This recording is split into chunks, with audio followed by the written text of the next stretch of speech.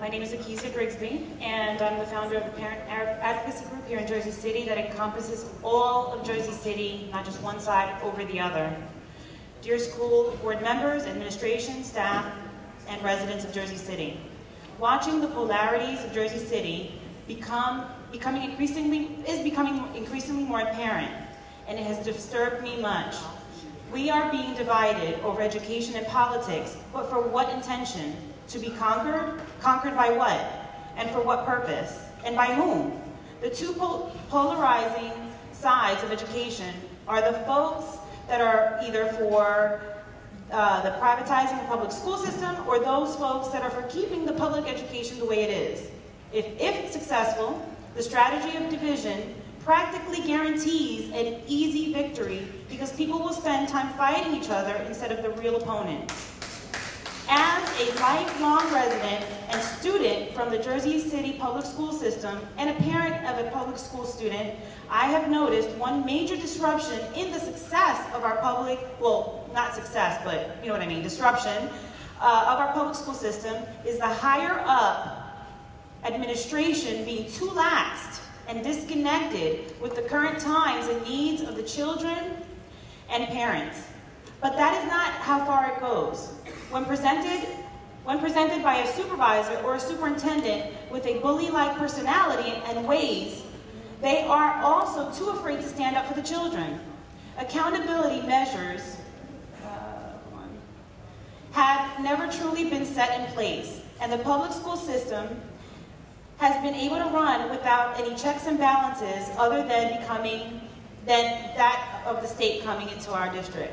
Why is it that the only alternative type of educational institution is a type dictated by a broad academy superintendents that put children from low-income homes at a major disadvantage? An example of this is the fact that the reward schools will now take away funding from priority or focus schools. Why is the state or federal government even focusing on schools to begin with and not on the individual child and that child's learning style? Imagine if we really did focus on the children's learning styles. Imagine how many children from low-income homes would be superiorly enlightened if the educational system taught based on the children's learning styles. These children would learn how to actually think and be leaders, not just to follow blindly. I have had various conversations with school board members, and I will not reveal the identity of any of them, for I respect the confidentiality and trust. The board members that I refer to did not include Sterling Waterman, as I hear various school board members attempting to throw him under the bus. But what I will state here publicly is what has been expressed to me regarding the behind-the-scene actions with the state. The state has indeed called several of the board members to put pressure on them. It was expressed that the school board has barely options to choose from. This is why I adamantly and publicly in my forums state this. I don't put the specifics, and many people question, but it is true because it's been told directly. Pick Lyle, this is what the conversations are. Pick Lyles, and we will give you full control over the school board.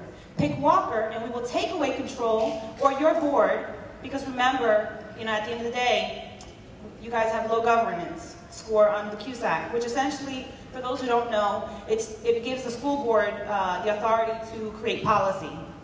So the question here is, what will be better? Having a state-appointed superintendent who will still veto while having a school board who is in full control? This raises question, what is full control anyways when you have a superintendent that can veto? Or have a district superintendent with a school board that has absolutely no control because we will appoint someone above Walker. These are the conversations that the state is having with school board members.